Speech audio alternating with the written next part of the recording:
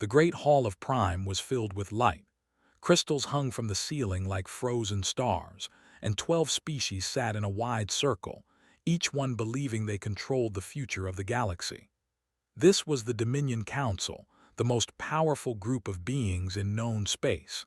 Today, they would decide the fate of a small, unimportant species called humanity. Ambassador Aura of the Collective stood at the center of the chamber. Her skin glowed with soft blue light, a sign of confidence among her people. She had 4 fingers on each hand and eyes that could see heat as easily as light. To her, humans were nothing more than insects who had somehow learned to build rockets. "The motion is simple," she announced, her voice carrying to every corner of the vast room. "Humanity has refused to accept our protection. They have rejected our offer of membership in the Dominion. They insist on remaining independent." She paused, letting disgust color her words. "They believe they are our equals." Laughter echoed through the chamber. The delegates hissed with amusement, their reptilian bodies shaking. The beings made of living crystal and energy pulsed with bright flashes that meant mockery. High Commander Han of the Empire rose from his seat. He was massive, covered in dark green scales, with teeth that could tear through metal. His species had conquered 30 worlds before joining the Dominion, and they had never lost a war. "My fleet is ready," he declared. 40,000 warships will surround their pathetic solar system. We will block every trade route, every communication signal, every ray of starlight if necessary. They will surrender within a year. They always do." Ara nodded with satisfaction. "Then let us vote, all in favor of the containment protocol." 12 hands, claws, and appendages rose in agreement. The vote was unanimous. None of them noticed the small shadow in the corner of the chamber, a darkness where no darkness should exist. None of them saw the slight shimmer in the air, like heat rising from hot stone. Their sensors detected nothing. Their guards saw nothing. They were completely alone in the room. Or so they believed. Captain Daniel Cooper stood perfectly still on the bridge of the USS Sentinel. His ship floated less than 100 meters from the council chamber, hidden by technology the Dominion considered impossible. Phase shift cloaking, the scientists called it. The ship existed slightly out of sync with normal space, invisible to every sensor the galaxy had ever developed. Cooper was 43 years old, with gray appearing at his temples and lines around his eyes from years of squinting at screens. He had served in the Shadow Fleet for 15 years, watching and waiting in places no human was supposed to be. He had seen the Dominion destroy civilizations. He had watched them strip planets bare and call it progress, and he had never been allowed to intervene. Until now. "They voted yes," said Lieutenant Maria Santos from her position at the tactical station. She was younger than Cooper, barely 30, but she had the steady hands of a surgeon and the cold eyes of someone who understood exactly what was at stake. "Containment protocol approved. They're planning to starve Earth into submission." Cooper nodded slowly. He had expected this outcome. The Dominion always chose the same path when dealing with species that refused to submit. They surrounded them, cut them off from resources, and waited for desperation to do the work that weapons could not. "How long until they deploy?" he asked. 72 standard hours. They are already mobilizing." Cooper turned to his communications officer, a young man named Park. Park had grown up on Mars, in the underground cities where humanity's true development had taken place. He had never seen Earth's sky, but he had helped build the technology that might save it. "Send the signal," Cooper ordered. "Priority Omega, all channels." Park hesitated for just a moment. "Sir, if we transmit, there's a chance they might detect the signal. Even if they can't see us, they might notice something." "It doesn't matter anymore," Cooper replied. "They've made their choice, now we make ours." The signal lasted less than a second. It traveled through a dimension the Dominion didn't know existed, reaching Earth in the time it took to blink. By the time sensors registered a tiny anomaly, There was nothing to find. In the council chamber, the delegates were already celebrating. Ara was accepting congratulations from lesser ambassadors. Han was giving orders to his commanders, describing how the blockade would be arranged. They spoke of humanity as though the species had already surrendered, as though the outcome was inevitable. Cooper watched them through the external cameras, his face showing no emotion. He thought about the files he had read, the history of every species the Dominion had contained. They had lasted 8 months before starvation forced them to open their borders. The Dominion had taken their farmland, relocated their population, and within 3 generations, they existed only in museums. They had tried to fight. Their planet was now a mining colony, and their people worked in the tunnels that had once been their cities. This was the fate the Dominion had planned for humanity. They were so certain of their superiority that they had not bothered to update their intelligence in 50 years. They still believed humans traveled between stars in slow ships that took decades to reach their destinations. They thought Earth's military consisted of aircraft carriers and nuclear missiles. They had no idea what humanity had become. "Sir," Park said quietly, "I'm receiving confirmation from Fleet Command. Operation Revelation is approved. All units are moving to position." Cooper allowed himself a small smile. "How many ships are responding?" 312, sir. Every vessel in the Shadow Fleet." Santos let out a low whistle.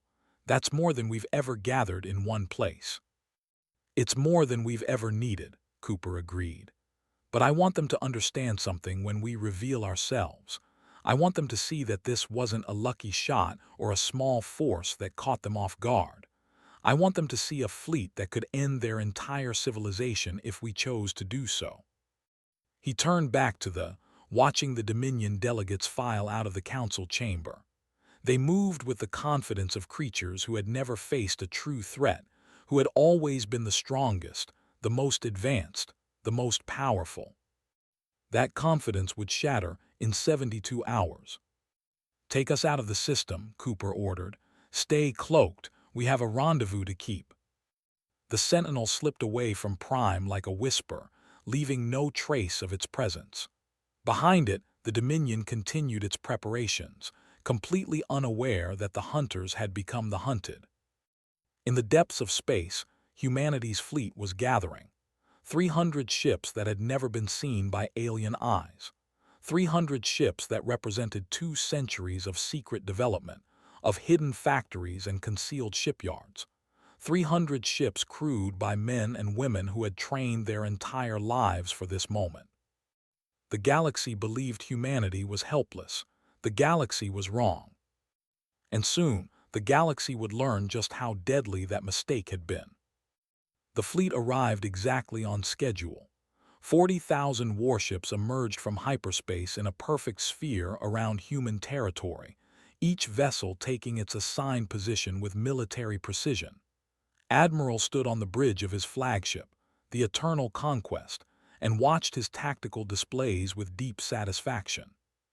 His ship was enormous, 2 kilometers long, bristling with plasma cannons and kinetic accelerators. It could destroy a small moon if given enough time. Around it floated thousands of smaller vessels, destroyers and cruisers and carriers, each one capable of ending entire cities. This was the largest military operation in Dominion history and was proud to command it. "All units have reached position," his second officer reported. "The blockade is complete. Nothing enters or leaves human space without our permission." Nodded, his reptilian eyes gleaming.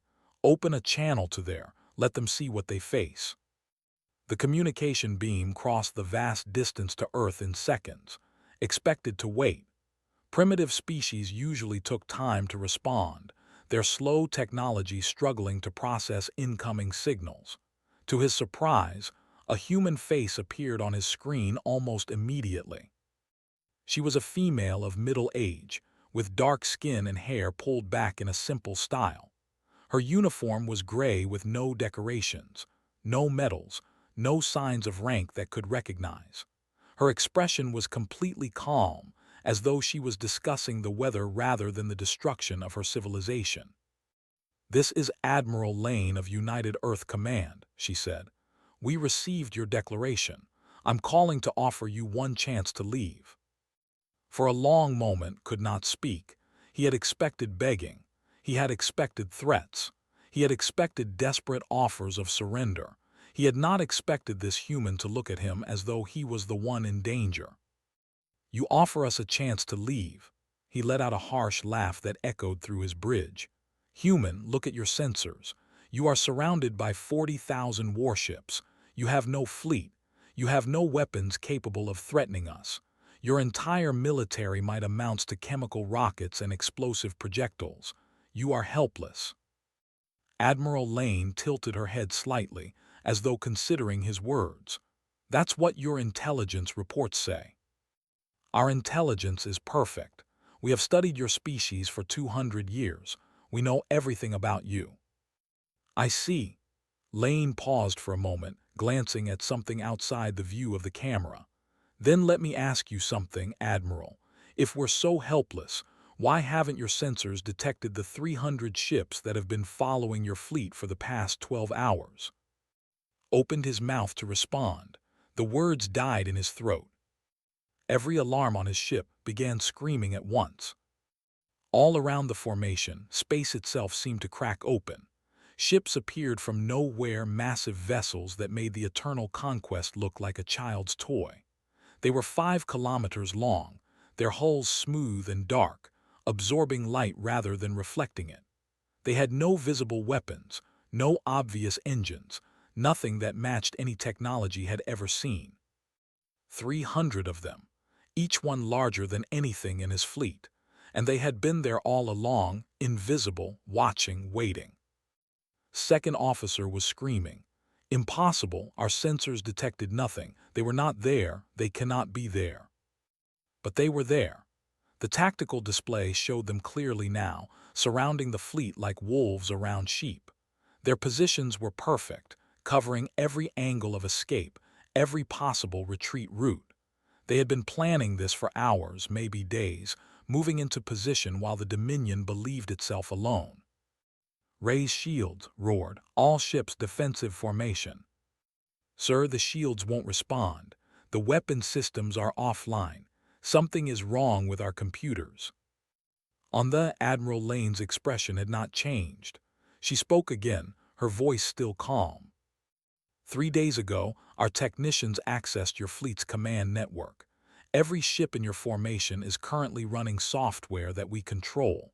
Your shields will not rise. Your weapons will not fire. Your engines will take you only where we allow you to go." Stared at her, his mind struggling to accept what was happening. This was not possible. Humans were primitives. They had barely discovered space travel. They could not have developed cloaking technology that fooled Dominion sensors. They could not have created ships that dwarfed his mighty dreadnought. They could not have infiltrated his military networks without detection. And yet they had done all of these things. "What do you want?" he demanded, his voice hoarse. "I want you to leave. Turn your fleet around. Return to Dominion space. Tell your council that humanity refuses their offer of containment. We will remain independent. We will remain at peace, but we will not be caged." "And if I refuse?" Lane leaned forward slightly. "Admiral, I currently have 300 ship captains asking me for permission to demonstrate what our weapons can do. So far, I've told them to wait, but my patience is not unlimited and neither is theirs." Captain Daniel Cooper stood on the bridge of the Sentinel, watching the exchange on his main screen. Around him, his crew worked in focused silence, monitoring the fleet's increasingly desperate attempts to regain control of their systems. "They're trying to reset their main computers," Santos reported. "It won't work. Our code is embedded too deep."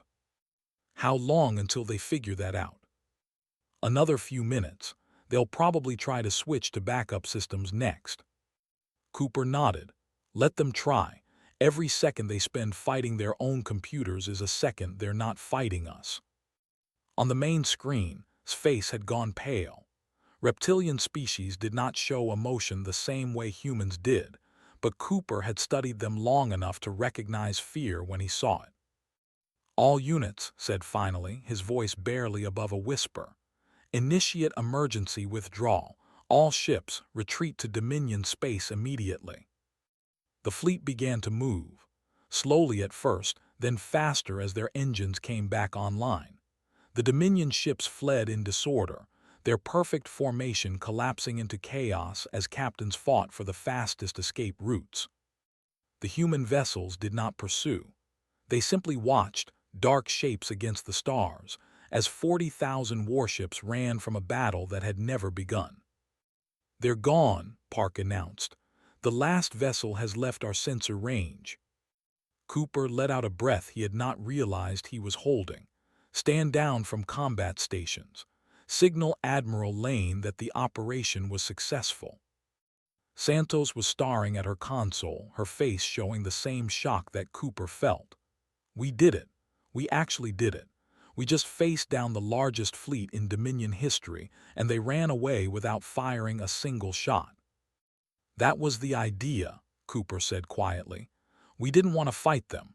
We wanted to show them that fighting us would be the worst mistake they ever made." He looked out at the stars, at the empty space where 40,000 warships had floated just moments before. "This isn't over. The Council will respond. They'll try to understand what happened, how we developed this technology, why they didn't see us coming. And eventually, they'll have to make a choice. Accept us as equals or try again with even more ships." "And if they try again?" Cooper's expression hardened. "Then we stop holding back." The Shadow Fleet began to move, 300 vessels gliding through space toward a future that no one had predicted. Behind them, the message was already spreading through Dominion communication networks. Humanity had revealed itself. The primitives had become giants. And the galaxy would never be the same. The emergency session of the Dominion Council began in chaos and only got worse from there. Ambassadors who had laughed at humanity just days before now screamed at each other across the crystal chamber. Accusations flew like weapons. Some blamed intelligence failures. Others blamed military incompetence. Everyone blamed someone else. Ambassador Ara stood at her podium, trying to maintain order, but her voice was drowned out by the noise. Her skin flickered between colors as her emotions shifted from anger to fear to confusion. Nothing in her long career had prepared her for this moment. Admiral had been summoned to explain the disaster. He stood in the center of the chamber, surrounded by hostile stares, his once proud posture now bent with shame. The greatest fleet in Dominion history had fled without firing a single shot, and he was the one who would bear the blame. "How did this happen?" demanded the delegate, its crystalline form pulsing with angry red light. "We spent 2 centuries watching humanity. We knew everything about them. Our reports said they were primitive, backward, incapable of threatening us. Were those reports wrong?" "The reports were accurate," replied, his voice hollow. "At least they were accurate based on what we observed. But the humans knew we were watching. They showed us exactly what they wanted us to see." Silence fell over the chamber. The implications of his words sank in slowly. "You're saying they deceived us?" Ara asked. "For 200 years?" "Yes." "That's impossible," snapped a delegate from the consortium, a species known for their intelligence networks. "We had observation satellites in their system. We monitored their communications. We studied their technology. They could not have hidden an entire fleet from us." "And yet they did." His voice was bitter. 300 warships, each one larger than anything we possess, cloaking technology that made them invisible to every sensor we have. And they had infiltrated our computer networks days before we even arrived. They controlled our systems. They could have destroyed my entire fleet, and we would not have been able to fight back. Before anyone could respond, the main doors of the chamber opened. Every head turned to see who dared interrupt a closed session of the council. A human woman walked in. She was small by Dominion standards, barely reaching the chest of the shortest delegate. Her hair was gray, her clothes were simple, and she walked with the careful steps of someone who knew she was surrounded by enemies. But her eyes showed no fear. "I am Ambassador Foster," she announced. "I represent United Earth. I apologize for arriving without invitation, but I thought it was time we spoke directly." Guards moved to intercept her, but Aura raised her hand. "Let her approach. I want to hear what she has to say." Foster walked to the center of the chamber, stopping just a few meters from where stood. She looked up at the assembled delegates, meeting their eyes one by one. "You have questions," she said. "I have some answers." "Then explain," Aura demanded. "Explain how your primitive species built weapons that terrify our military. Explain how you hid your development from our observation. Explain everything." Foster nodded. 50 years ago, one of our scientists discovered something strange in orbit around Earth. A small satellite, no bigger than a football, made of materials we had never seen before. It took us 3 years to figure out what it was. A surveillance device built by the Dominion, watching our planet. She paused, letting the words settle. "We found more of them after that. Dozens of them. Around Earth, around Mars, around every colony we had established. You had been watching us since we first left our atmosphere. You saw everything we did. Every rocket launch. Every new technology. Every military exercise." "Of course we watched you," the delegate said. "We watch every emerging species. It is how we assess potential threats." "And that was your mistake." Foster's voice hardened. "You watched, but you assumed we didn't know. You assumed we were too primitive to detect your satellites, too stupid to understand what they meant. So you kept watching the same things year after year, never bothering to look anywhere else." She reached into her pocket and produced a small data crystal. "This contains the locations of every observation satellite you placed in our space, all 237 of them. We left them active on purpose. We fed them exactly what we wanted you to see." Aura's skin turned a pale shade of green. "You manipulated our intelligence. We protected ourselves. While your satellites watched our public cities and our visible infrastructure, we built our real technology underground. We constructed factories beneath the surface of Mars. We built shipyards in asteroid fields. We developed new physics in laboratories shielded from your sensors. Everything you saw was a performance, a show designed to make you think we were harmless." "Why?" asked, his voice rough. "Why go to such lengths? If you had this technology, why not reveal it? Why not demand recognition as equals?" Foster turned to face him directly. "Because we knew what you did to species that seemed threatening. We studied your history. They asked for trade agreements. You absorbed them. The requested military alliance. You conquered them. The simply existed in space you wanted. You erased them. Every species that revealed advanced technology before they were ready to defend it was destroyed by the Dominion." She looked around the chamber. "We were not going to make that mistake. We hid our strength until we were certain you could not take it from us." "Then you have been planning this for decades," the delegate realized. "This was not a response to the containment protocol. This was a long-term strategy. 50 years of preparation, 300 ships, millions of people working in secret, all because we knew that someday you would decide we were a problem that needed to be solved." The chamber fell silent. For the first time in living memory, the Dominion Council had no response. Foster continued, "I'm not here to threaten you. We demonstrated our military capability to prevent a war, not to start one. But you need to understand something. The balance of power in this galaxy has changed. You are no longer the only force that matters." She held up the data crystal. "This contains more than just satellite locations. It contains proof of our detection grid. We can see every ship in Dominion space, every military base, every communication signal. We have been able to do this for 30 years. We know the position of every fleet, the location of every weapon, the schedule of every patrol." The implications were terrifying.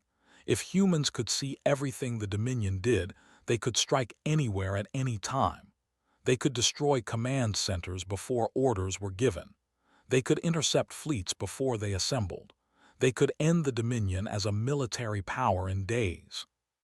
"We could have attacked first," Foster said quietly. "We could have crippled your forces before you knew we existed.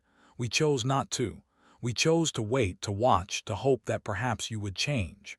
You didn't. But even after you voted to starve our people into submission, we gave you a chance to withdraw peacefully." She stepped closer to Ara's podium. "That chance still exists. We want peace. We want trade. We want to be part of the galactic community as equal members, not as slaves or subjects. The containment protocol was your choice. What happens next is also your choice." "And if we choose to fight?" Hand's representative asked. Foster met his eyes. "Then you will learn that what you saw at the blockade was only a fraction of what we are capable of. And you will discover that humanity has spent 2 centuries preparing for exactly that possibility." She turned and walked toward the door. No one tried to stop her. "We will await your decision, Ambassador Ara. Choose wisely. The galaxy is watching." She disappeared through the doors, leaving the most powerful beings in known space sitting in stunned silence, wondering how they had underestimated such a small, quiet species so completely. News of humanity's revelation spread through Dominion space like fire through dry grass. Within days, every station, every colony, every ship had heard some version of the story. The details changed with each telling, growing more dramatic and more terrifying as they traveled. Some said the human fleet numbered in the thousands. Others claimed humans had weapons that could destroy stars. A few whispered that humanity had been secretly running the Dominion for centuries, controlling events from the shadows. The truth was frightening enough, but rumors made it worse. Admiral Lane arrived at Prime 3 weeks after Ambassador Foster's visit. She came aboard the USS Horizon, the flagship of the Shadow Fleet, surrounded by an escort of 12 heavy cruisers. The ships made no attempt to hide. Their dark hulls gleamed in the light of sun as they took position in orbit around the councils. The message was clear: humanity was done hiding. Lane was escorted to a small conference room in the diplomatic wing of the council headquarters. Unlike the grand crystal chamber where formal votes took place, this room was designed for quiet conversation. A circular table filled most of the space, with seats for 6 people. 4 of those seats were already occupied. Ara sat across from the door, her luminescent skin dim with fatigue. The past weeks had not been kind to her. She had spent every day answering questions, defending decisions, and trying to prevent panic among the Dominion's member species. She looked 10 years older than she had during the containment protocol vote. Beside her sat Hand's replacement, a younger named Al. The old High Commander had been quietly removed from his position after the blockade disaster. Al was smaller, quieter, and far more cautious than his predecessor. The delegate pulsed with soft blue light, a sign of formal neutrality. Next to it sat a representative of the consortium, a tall being with 6 eyes and fingers that never stopped moving. Lane took her seat, her aide standing behind her. She placed her hands on the table and looked at each delegate in turn. "Thank you for agreeing to meet," she said. "I understand this has been a difficult time." "Difficult?" Ara repeated. "Your species humiliated our military, terrified our population, and revealed that everything we believed about galactic security was wrong. Difficult does not begin to describe it. We understand, and we regret that this was necessary, but you gave us no choice." Al shifted in his seat. "You speak of choice, but our intelligence suggests you have been preparing for this confrontation for 50 years. That does not sound like a species that wanted peace." "We wanted peace desperately," Lane replied. "But we knew what happened to species that could not defend themselves. We watched them disappear into your integration programs. We saw the reduced to mining slaves. We found the ruins of the civilization, bombed into silence because they refused to surrender there. Those situations were complicated, the delegate began. They were simple. Lane's voice cut like a blade. Those species were weak. You were strong, so you took what you wanted and called it progress. We decided very early that we would never be in that position. Silence filled the room. The light flickered, but it said nothing. Lane continued. Let me be clear about something. We are not here to conquer you. We are not here to demand territory or resources or tribute. We have everything we need within our own space. What we want is recognition and respect. Recognition of what exactly? Aura asked. Recognition of humanity as a sovereign power, equal status in all future negotiations, the dismantling of your observation network in our space, the release of any intelligence you have gathered about our population, and a formal apology for the containment protocol. An apology? Al's voice was incredulous. You want us to apologize to you? You voted to starve our civilians. You planned to surround our and watch our children die of hunger until we agreed to become your servants. Yes, I think an apology is appropriate.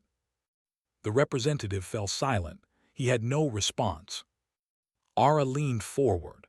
And if we agree to these terms, what guarantee do we have that you won't simply take more later? That you won't use your technology to expand into our territory, to take what you want as we once did? Lane met her eyes. You have no guarantee except our word. But consider this. If we wanted to destroy you, we could have done it already. We could have attacked your fleets before they assembled. We could have struck you while you believed we were primitives. We had 30 years of knowing everything about your military, and we never used that knowledge to harm you. She paused. We are not you. We do not want what you have. We want to live in peace, to explore the galaxy, to trade with willing partners. The only reason we built weapons at all was because you left us no choice. The spoke for the first time, its voice like wind chimes in a storm. Your ambassador Foster mentioned that you can see everything in Dominion space. Every ship, every base, every signal. Is this true? Yes. Then you have seen our internal communications, our debates about how to respond to your revelation. Lane nodded. We have. Then you know that some of our members have argued for a military response. They believe that if we gather every ship in the Dominion, we can overwhelm your defenses through sheer numbers. We know. And you are not concerned. Lane allowed herself a small smile. The ships you saw at the blockade were our first-line defense fleet. We have 2 more fleets of equal size held in reserve. We have orbital defense platforms around every human colony. We have weapons that your scientists have not even theorized yet. She spread her hands. A military response would be costly for us. It would be catastrophic for you. The delegate's 6 eyes blinked rapidly. You are very confident. I am stating facts. We do not make threats. We do not bluff. When we tell you something, we mean it. That is something you will need to learn about humanity. We say what we mean and we do what we say. Aura was quiet for a long moment. Then she spoke softly. I have governed the collective for 40 years. I have negotiated treaties with dozens of species. I have never met anyone quite like you. Is that a compliment? It is an observation. Most species we encounter either fear us or hate us. You seem to do neither. Lane considered her words carefully. We fear what you might do if given the opportunity. That is why we built our defenses, but we do not hate you. Hatred requires energy, and we prefer to spend our energy on building rather than destroying. Then what do you feel toward us? Caution, wariness, and hope. Hope. Hope that you can become better than you have been. Hope that the Dominion can learn to coexist with other species rather than dominating them. Hope that we can be allies someday, rather than enemies who have agreed not to fight. Lane stood. I will give you time to discuss. I know these are difficult decisions, but I want you to understand something before you vote." She looked at each delegate in turn. "The galaxy is changing. Humanity is part of it now, and we will not be pushed aside. You can accept us as partners, or you can continue to see us as threats. But the choice you make today will determine the future of both our peoples for centuries to come." She walked to the door, then paused. "Choose wisely, Ambassador. We will be watching." She left them alone with their thoughts. Four beings who had once controlled the destiny of 1,000 worlds, now facing the reality that control was an illusion that had finally shattered. 6 months passed before the treaty was signed. It was not a fast process, and it was not a smooth one. Every word was debated. Every clause was examined. Both sides walked away from the table more than once, convinced that agreement was impossible. But in the end, the treaty was completed. The document was called the Accords, named after the world where it was signed. It recognized humanity as a sovereign power with full rights in galactic affairs. It established trade routes between human space and the Dominion. It created a framework for diplomatic relations that would last for generations. The signing ceremony took place in the Great Crystal Chamber, where the containment protocol had been voted into existence. Ambassador Foster represented humanity, standing where no human had ever stood before. Ambassador Ara represented the Dominion, her luminescent skin glowing with carefully controlled neutrality. Captain Daniel Cooper watched the ceremony from the bridge of the Sentinel.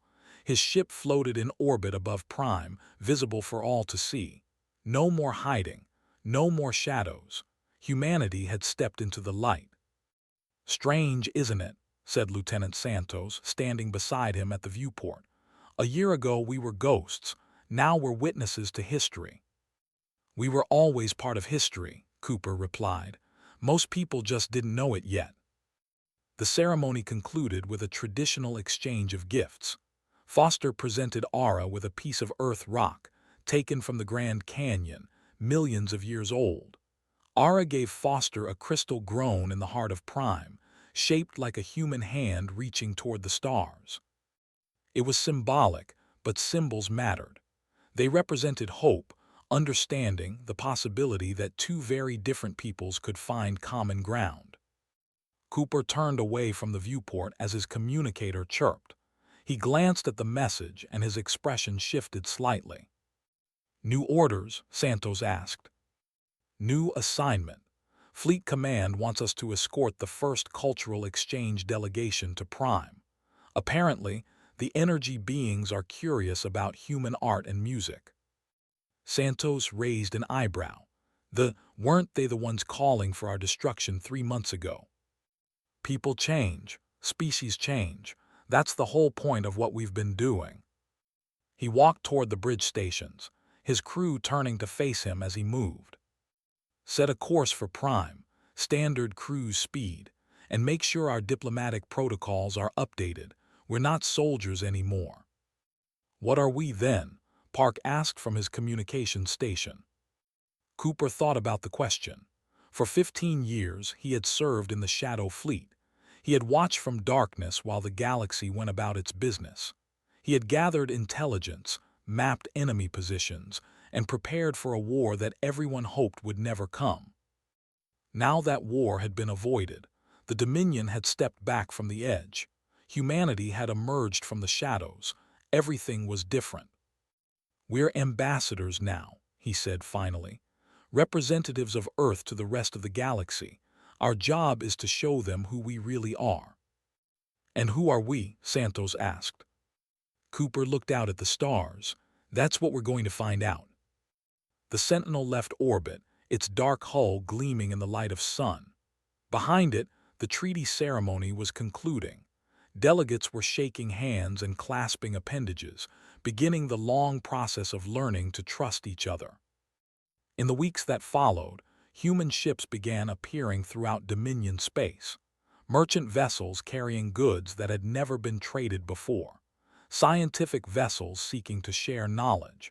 Passenger ships bringing tourists who wanted to see the wonders of alien civilizations. It was not perfect. Old suspicions did not disappear overnight. Some Dominion species still feared humanity. Some humans still distrusted their new allies. There were arguments, misunderstandings, moments when the fragile peace seemed ready to shatter. But it held. Day by day, week by week, the connections between humanity and the galaxy grew stronger. Captain Cooper arrived at Prime 2 weeks after leaving. The planet was beautiful, covered in crystalline formations that sang with the energy of its inhabitants. The delegation met his crew with cautious curiosity, their glowing forms flickering with colors that humans were only beginning to understand. "You fought us," the leader said, its voice ringing like bells. "You could have destroyed us. Why did you show mercy?" Cooper considered his answer carefully. "Because destruction is easy, building is hard. We didn't want to prove that we could tear things down. We wanted to prove that we could help build something better." "And what do you want to build?" "A galaxy where no species has to hide what it is. A galaxy where strength is used to protect, not to conquer. A galaxy where different peoples can learn from each other instead of fearing each other." There was silence for a long moment. Then its form brightened, shifting to a warm golden color that Cooper had learned meant happiness. "Perhaps," it said, "you humans are not as strange as we thought." Cooper smiled. "Give us time, we'll surprise you yet." The cultural exchange was successful. Humans learned about music, which was created by modulating energy frequencies, learned about human painting, which they found fascinating because it used physical materials to create emotion. Both sides left the exchange with new knowledge and new respect. Similar exchanges happened across Dominion space. Humans visited the underwater cities of the. They climbed the floating mountains of Prime. They explored the ancient libraries of the. Everywhere they went, they brought curiosity instead of weapons, questions instead of demands. And everywhere they went, they changed the way the galaxy saw them. The primitives who had been ignored for 2 centuries were gone. In their place stood a species that had survived against impossible odds, a species that had hidden in plain sight, building strength while pretending weakness, a species that had faced extinction and refused to accept it. The Dominion had voted to contain humanity because they believed humans were weak. They had been wrong. The Dominion had sent 40,000 ships to blockade Earth because they believed humans could not fight back. They had been wrong. The Dominion had assumed humanity would bow, surrender, and accept their place as servants. They had been completely, terribly wrong. Now the galaxy knew the truth. Humanity was not a threat because of their ships or their weapons or their technology. Humanity was a threat because they never gave up. They never stopped building. They never stopped dreaming. And they never, ever forgot. Captain Cooper stood on the bridge of the Sentinel as his ship traveled between the stars. The galaxy stretched out before him, full of wonders he had never seen and peoples he had never met. Somewhere out there, beyond the borders of Dominion space, older and more powerful civilizations were watching. They had seen what happened when humans were underestimated. They were taking notes. "Sir," Park said from his station, "long-range sensors are picking up something strange at the edge of explored space, signals that don't match any known species." Cooper turned to look at the data. Unknown signals, unknown species, new mysteries waiting to be solved. "Plot an intercept course," he ordered. "Let's go introduce ourselves." The Sentinel jumped to hyperspace, a single human ship heading into the unknown. Behind it, the galaxy continued to change, shaped by a species that had emerged from darkness and refused to return. Humanity had revealed itself. The galaxy had learned that underestimating them was deadly. And this was only the beginning.